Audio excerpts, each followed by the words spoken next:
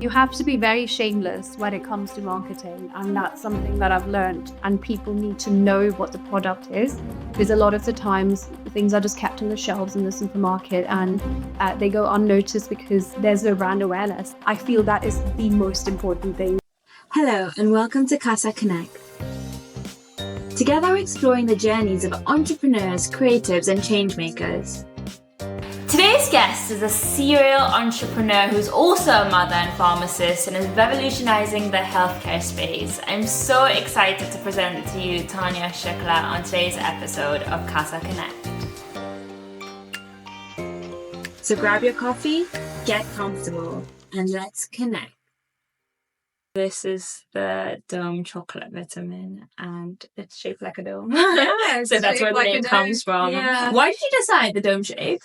I decided it because I wanted half truffles. Okay. So I didn't want it to be Makes too sense. big. So I just decided to have like a moon shape. I'm going to eat So this that's one. why, yeah, please do. I mean, they're just chocolates and actually I'm going to eat one too. Dome Vitamins was born when I was pregnant with my older son, who is actually 9 now. And at that time, I was just in search of a product which would just be very suitable for pregnant women, because I just couldn't take those horse pills that were available in the market. They were absolutely massive. And they would just give me often really bad side effects, especially because of the iron. It's a tricky one to formulate, often gives constipation, sometimes diarrhea, sometimes bloating. And as a pregnant woman, I just couldn't manage. And I just needed a better way of taking my vitamins. And obviously, as I'm not sure if you know, I'm a pharmacist. And I was just really determined to formulate something which would meet the needs of pregnant women. So I thought, why not something like a chocolate? Because it would be a treat to have every day. And it would also stabilize all the vitamins and minerals that are needed in pregnancy. And then I just had the idea of doing it in a chocolate form. And then when we first designed the first product, when we formulated it, it was actually like a dream. It was so good. And I was just thinking, I wish I had this during my pregnancy, because that would have really been so helpful. And that was actually 4 or 5 years down the line after I had my baby. Yeah. And then soon after that, I thought, well, iron is something that I've always suffered with, iron deficiency. And actually 20% of all women are iron deficient in the UK. And it's something that I believe most women should be taking as a supplement, because most of the times our dietary needs, our diet is not enough to give us the iron that our body needs. And it's really easy to get into the cycle of iron deficiency. So that's how I came up with the Iron Assist, which is absolutely a lovely way of taking iron. You'll get absolutely no side effects. It's not the iron one, right? This is the iron one yesterday. So you've got the pregnancy one, you've got the iron one. Yes. And then you've got... And I've got a period care, which is great for anyone who suffers from period symptoms, PMDD, like I do every month. And I've also got a caffeine one, and we're also launching a Dome Daily, which is basically vitamin D, iron, and other essentials that recommended to be taken every day. And I guess your kind of aim is to get into the big supermarkets, right? Yes. So the aim is to establish D2C and also be in the supermarket shelves.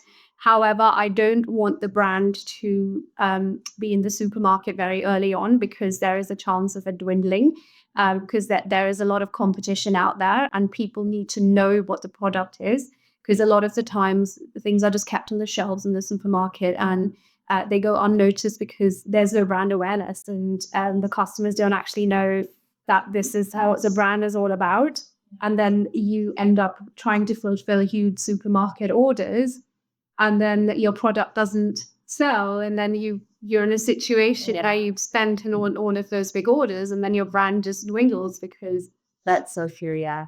I get exactly what you mean, because I was actually talking to another founder who started a product that was on the supermarket shelves, invested so much in getting there. and then no one's picking it up from the supermarket shelves. Supermarkets are ruthless. They kick you out. What do you do with all that stock? So what you're doing with organic growth sounds like a reasonable approach. So you mentioned one of your goals is to start getting into the supermarkets. How do you initiate those conversations? So the thing is that you have to be very shameless when it comes to marketing, and that's something that I've learned. So if you want your product to be in X store, you just have to find on LinkedIn what the best contact details would be, and you just have to keep firing emails after emails. LinkedIn is your platform. Yes, yeah, you have to do that. You have to push the product. They have an endless lists of people contacting them every day, but you really have to have the patience, and you have to keep reaching out to them. They will respond to you. Yeah. So some of them are actually quite, a lot of them that are dealt with are very reasonable, and they have contacted, reply to us with a yes or a no. But you just have to keep going. Like if they say no, it doesn't mean that they're not going to stalk you. It just means that maybe right now it's not the right time. Reach out to them in a few months, and maybe if you have another product that may suit them, reach out to them again. Do you have any advice on how to make yourself stand out when you reach out, or what the best things to say is to grab attention? Yes, I think the ones that have actually I've had success with, it's not just the email. So when we go for networking events, there's quite a few. There's Red and Jam, there's like the Ray pop-up store, and those sorts of things. There are buyers that come, and it's good to meet them there, show your product, establish a sort of a relationship, a raffle, and then reach out to them, because then they will take you more seriously. Or when you're sending generic emails, that you can put like a subject which is really catchy, but then it's not really going to guarantee them responding, them actually responding to you. I think the best thing is like face-to-face events and attending them and bringing your brand out there. This is exactly the advice I got at university after my undergrad applying for jobs. In your cover letter, name drop someone you've met from the company. So it just means going to all the networking events and saying, "Oh, Harry, like I met this person," and that made a difference, because all the cover letters I wrote that their names in, like I met someone from the company, and other ones that kind of entertained me and they gave me an interview. So that does make a massive difference. It definitely does. It's always based. And there's so much out there. Like definitely, like I heard of Bread and Jam as well, where the store, there's so many different pop-ups you can attend, so many networking events, so many networks. So yeah, that's great advice. Absolutely. I think the other question we can't wait to hear from you about is, what's your dream collaboration? Dream collaboration would be with Roger Federer, having my caffeine domes, and getting my husband to play tennis with him. Oh, wow, that. Has Roger always been your kind of favorite kind of my star? Yeah, please, if you're listening to this podcast, try our domes. You're not going to be disappointed. And so for the caffeine one, will he get like instant boost? Is that what it is? He can take it in between like the matches and it's like instantly working? Yeah, I believe he could have won the previous win. He'd taken my caffeine domes down. Chocolate is, of course, a very unique product. I've not had chocolate vitamin, like I said before, but there's lots of gummies out there. What made you decide that you want to do a chocolate, and chocolate would perform kind of better than the other forms of taking vitamins? So chocolate's just a simple food. It's not an additive. It is, everything is a chemical, I suppose. So just as well, but it's a very acceptable food product. Obviously, it tastes amazing. It has polyphenols, which is actually very good for your blood flow. It's really good for brain health. So chocolate is definitely a win-win in terms of taste, in terms of benefits. Obviously, when you're having it in small quantities. And here it's just one dome of chocolate. So you take it and it's infused with all the vitamins that you need. And you just enjoy it, just sort of unlocks the reward pathway in your brain. And you just feel really good after taking it instantly. And with gummies, obviously, there's an element of a lot of artificial flavors. They are quite high in sugar as well, a lot of them. and because they are acidic and often they have sugar, it can actually not even be very good for your oral health.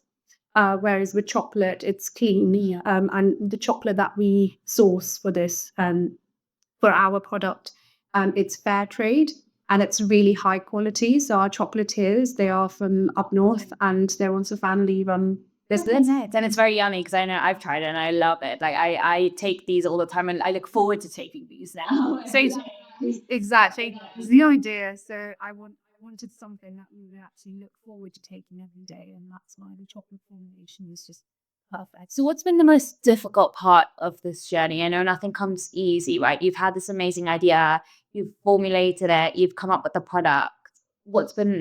Has sales been difficult? Has production? What's been your challenge?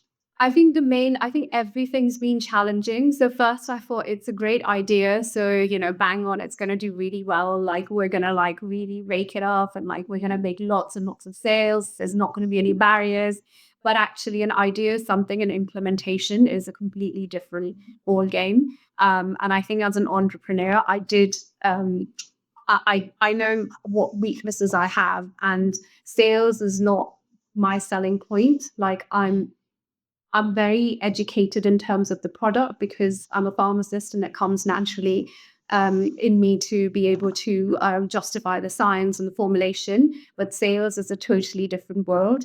And it has been challenging for me to navigate my way through the sales and to approach retailers, to sometimes shamelessly ask people about stocking it.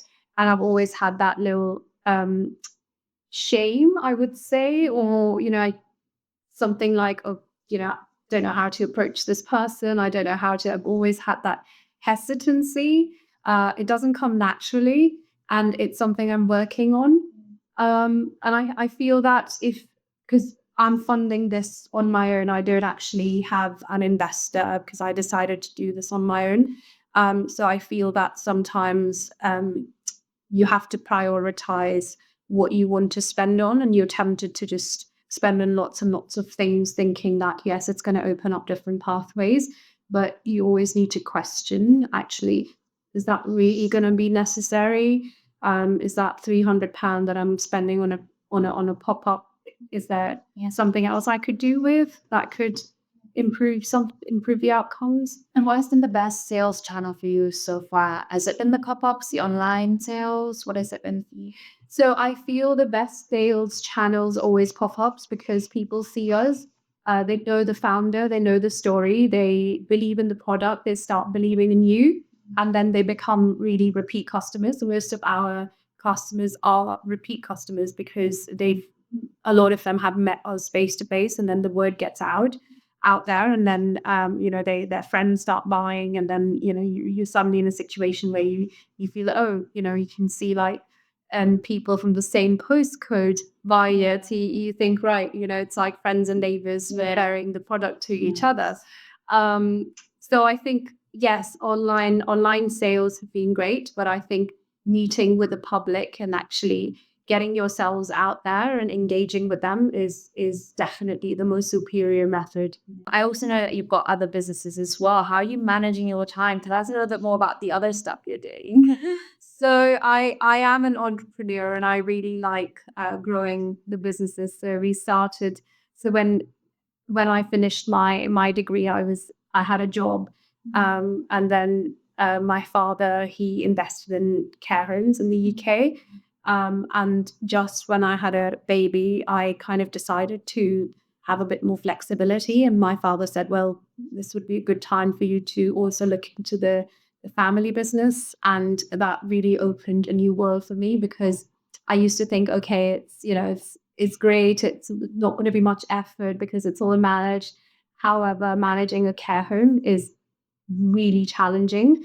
And I managed it through the worst time that you could think of, which is COVID. So that's where your entrepreneurial journey really started. Yes. And managing a care home. Yes. I mean, that was. And you were pregnant at that time, was that? No, so I had my second child by then. But so you do all this while also being a mother. yeah, I've got 2 children.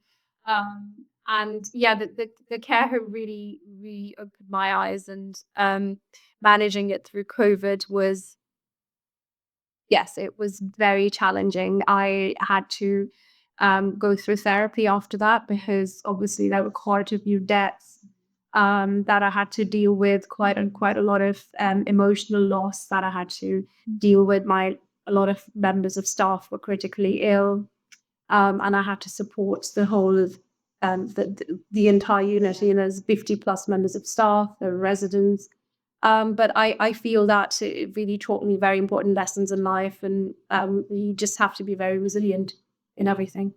Yeah, that was my next question. Was there any moment where you felt like giving up, or were you just able to keep your head strong and be resilient through the whole thing? Yeah, I've always been tempted to to give up. I think that would it's always tempting to do it, but then you What keeps you going? carry. Yeah. What keeps you going? What do you think of? What motivates you? So it's just the fact that I don't want to let myself down.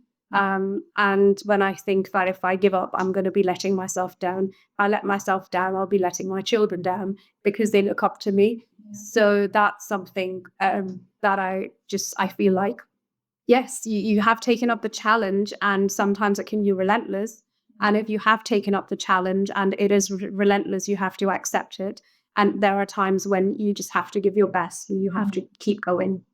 Like, I feel like being afraid is what stops people from following their passion, their dreams, and just going for it, right? And that's a quality I noticed in you. You are absolutely fearless, right? You don't care. It is what it is. You're going to deal with the challenge if a challenge appears, you know? Yeah. I completely love that. And so what do you think is the 3 most important qualities that being an entrepreneur has taught you? You just have to adapt to any situation. Like today, the day's really good. You've had some deals, everything's great. And tomorrow, you have to be prepared to hear very, very disappointing news. You just have to move on. And you just have to think, right, this is the disappointment. Sleep over it. Think about a plan. Move on. So that's something I've learned. Nothing's ever going to be the same. Things are changing constantly. I have multiple businesses. One day, one business takes a dip, but the other day, the next day, another business could just really surprise you. And you just have to keep believing, and you have to keep going. You have to. I feel that this is something really important for me. It's a team. If you build something, your team is the main thing. Without a team, you can't really progress, and that is the most. I feel that is the most important thing. So it depends on the business. So with Dome, it's mainly my family and a couple of other people who they're also actually like family. And they handle the operations on the other side. How does it work in the time? It's great. I mean, family does not just mean like looking after the business. Family also means, when you have kids, family are there to support. So then you can go, for example, come to this podcast right now. The kids are being looked after, my mom and my dad. So, that's their role. They are supporting the business in that way. Yeah. So family business means it's very different to just thinking, okay, one person's going to manage the finance, the other person's going to manage the operations. No, it's actually planning around everything. So we're supporting each other. So it's actually great working with my family.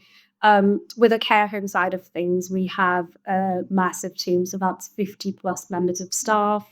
The dental practice is also similar. It's not a small team. And then we also have a pharmacy. Again, the team is the most important aspect of that as well. So yeah, I want to focus on your new product, Dome Vitamins, which is now family run, I'm guessing. Yes. You mentioned that. Yes. So are you, because you're working with your family, do you guys always talk business? Are you able to tap out? How do you manage that relationship, right? I know what you mean. It's really hard, especially because my dad, he's also an entrepreneur. Yeah, he's just everything that I've learned is from him. And he is so passionate about business that every single family discussion ends up being about business. Yeah. I do have to tell him that we have boundaries. Let's just not talk about this. I have to keep reminding him. But yeah, we do talk a lot about it, but we do have our fun as well. So it's always important for big buys. Yeah. And going back to the product itself, so everyone's involved in the product. Have you ever had like disputes where like, someone wants to market it somewhere and you want to market it a different way? Yes, I How do you kind of go about resolving that? I can guess the final say is at you because it's you're like essentially the founder. Yes, it is pretty much me because I think there have been clashes about marketing and digital marketing. Yeah. And I feel like digital marketing is really important, but you also need to when you're a startup, digital marketing is very expensive.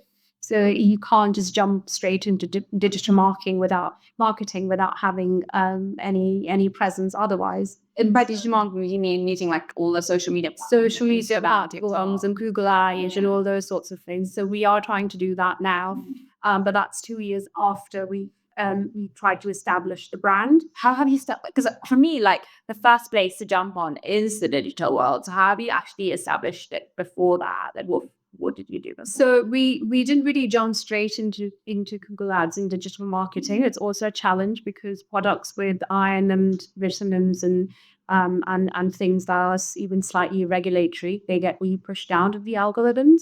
And there's obviously very fierce competition. So it's about how much money you are willing to pour into the brand at a very early stage. Because I was bootstrapping and self-funding, that wasn't really an option for me. So for me, the growth was very much go to pop-ups, bring your product, talk about it, put like stories and things on Instagram. And now we're in a stage where we can afford to do some digital marketing, and we've only just started the journey. And I will tell you how it goes, but we need to give it a good few months before we see any results. What's the next few months looking like? What are your goals? So we are talking to bigger retailers right now, and hopefully that is going to materialize. We are trying to also tap into the UAE market, and we are also planning on getting into the American market. So these are the plans for Doan right now. What's the best piece of advice you regret not taking? The best piece of advice I regret not taking is being more organized. It's just because of how it's just how I am. I know I have to be organized, and I have to put things together every day. I have to have a nice calendar with everything on there, especially with the kind of lifestyle I have. But what's unique about this podcast is that we're filming in a cafe. So what's your go-to coffee break drink? Or not coffee drink, but any drink. I really like kombuchas these days. But yeah, I mean, any oat milk cappuccino would also be equally good. Okay. In a cafe, and it's just one of the best cafes I've seen. And Medihon hasn't seen it. And then get yourselves out here. It's everyone could you have an issue in it. It's amazing. I'm gonna come here to work sometime. So Kasa Connect is all about connection. If our audience and listeners want to connect with you, they believe in your product, they love the story, how can they get in touch? And what is it that you'd want from them? How can they support you? So Instagram, or just dropping us an email, info@doingvitamins.com. You can ask us all about the product. We'll be able to tell you all the information about each of the product. The products are very scientific as well. They taste really good. They're fun, but they're also very scientific. There is a lot of medicinal value in them. So yeah, I mean, please do feel free to reach out to us on Instagram or info@doingvitamins.com.